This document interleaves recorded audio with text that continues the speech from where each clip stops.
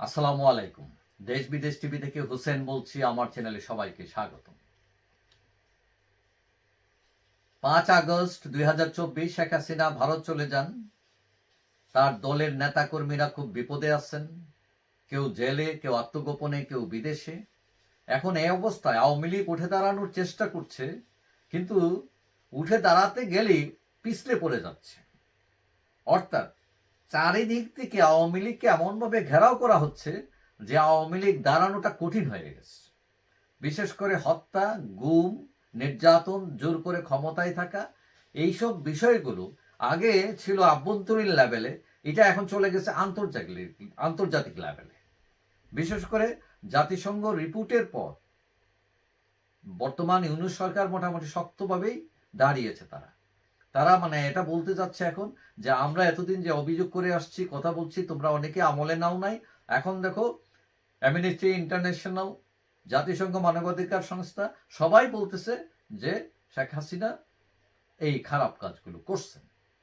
মানে এটা এখন প্রমাণিত হয়েছে। এখন চাপে আছে আওয়ামী লীগ। এখন এই অবস্থায় আওয়ামী লীগের কিছু লোকজন ভয় পাইতেছেন যে পৃথিবীর কোনো দেশই আমাদের সাথে নাই, ভারত ছাড়া।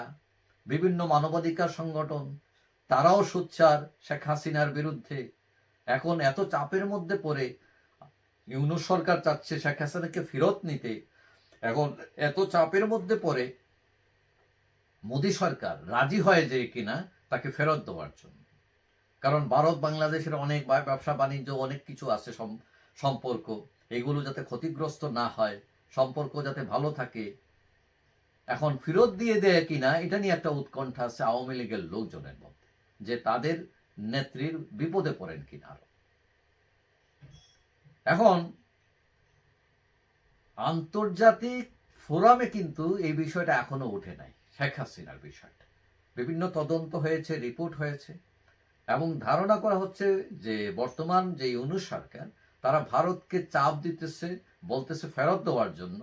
এবং ভারত যথাসম্ভব দেবে না, দেওয়ার সম্ভাবনা নাই বললেই চলে। এখানে যে চুক্তি আছে, চুক্তির বিভিন্ন ধারা উপধারা আছে, এগুলো একটা দেখাইয়া তারা না করে দেবে। তখন কি হবে? তখন আন্তর্জাতিক ফোরামে যেতে পারে বাংলাদেশ, এবং তখন ভারতকে আরো বেকায়দা করে ফেলতে পারে। এখন এতদিন ধরা হয়েছিল যে মোদি ট্রাম্প প্রশাসনকে হাত করে মোটামুটি আওয়ামী লীগ একটা লাইনে চলে আসবে। এখন দেখা যাচ্ছে ট্রাম্প প্রশাসনেরও বড় কর্তা ইলন মাস্কের সাথে ডক্টর ইউনূসের খাতির আছে। এখন সবকিছু মিলিয়ে ইউরোপিয়ান ইউনিয়ন, ব্রিটেন, আমেরিকা সবাই মোটামুটি চাপায় ধরছে। এখন প্রশ্ন উঠেছে যে হাসিনাকে ফেরত দিয়ে দেয় কিনা। এটার উত্তর হচ্ছে দিবে না। কেন দিবে না? প্রথম কথা হচ্ছে ভারত বাংলাদেশকে শক্তিশালী প্রতিপক্ষ মনে করে না। ভারত চিন্তায় আছে চীন নিয়ে, চায়না, পাকিস্তান নিয়ে। বাংলাদেশকে সে ওইভাবে কাউন্ট করে না।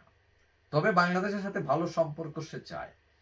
এখন আরেকটা কারণ হলো, মোদী সরকার কোনো কারণে চাপে পড়ে শেখ হাসিনাকে ফেরত দিতে চাইলে সেটা তার দেশের ভেতর থেকে সেখানে প্রতিবাদ উঠবে, সে চ্যালেঞ্জের সম্মুখীন হবে। কারণ শেখ হাসিনার সমর্থন শুধু মোদী সরকারের নয়, কংগ্রেসের সোনিয়ারা, মমতা বন্দ্যোপাধ্যায়, কমিউনিস্ট পার্টি সবাই শেখ হাসিনার সাপোর্ট। সুতরাং মোদী সরকার ভুলেও সেই রিস্কে যাবে না, ফেরত দেওয়ার রিস্কে। এখন আপনি বলতে পারেন যে তাহলে সে চ্যালেঞ্জ মোকাবেলা করবে কেন? কারণ ভারত বিশাল এক দেশ। আপনি দেখেন এই যে দালাই লামা, দালাই লামাকে দেওয়ার জন্য একসময় চায়নাও চাপ দিছিল, কিন্তু চায়না কিন্তু অনেক একটা পরাশক্তি, চায়নাকে বদার করে নাই ভারত।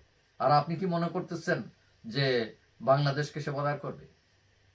সুতরাং সেই হিসাবে শেখ হাসিনাকে ফেরত দেওয়ার সম্ভাবনা লেস দেন 1%, 1%-এরও কম। তবে শেখ হাসিনা ইস্যুতে ভারত অনেকটা আনকমফোর্টেবল অবস্থায় আছে। তবে আমি মনে করি ভারত একটা মধ্যপন্থা নিতে পারে, মানে হাসিনাকে ফেরত দিবে না, একটা মিনিমাম সম্পর্ক বজায় রাখবে। কারণ সেই দুই দেশের মধ্যে বিভিন্ন পারস্পরিক স্বার্থ আছে, বাণিজ্য আছে, মানুষে মানুষের সম্পর্ক আছে, এইগুলো যাতে ক্ষতিগ্রস্ত না হয়। কারণ এই লেভেলটা যদি নষ্ট হয়ে যায় তাহলে দুই দেশেরই ক্ষতি। সুতরাং ভারত সেই টেকনিকেই অ্যাপ্লাই করবে এবং শেখ হাসিনাকে ফেরত দেবে না। যাই হোক, সবাই ভালো থাকবেন। আশা করি দেখা হবে অন্য কোনো ভিডিওতে ইনশাআল্লাহ। আল্লাহ হাফিজ।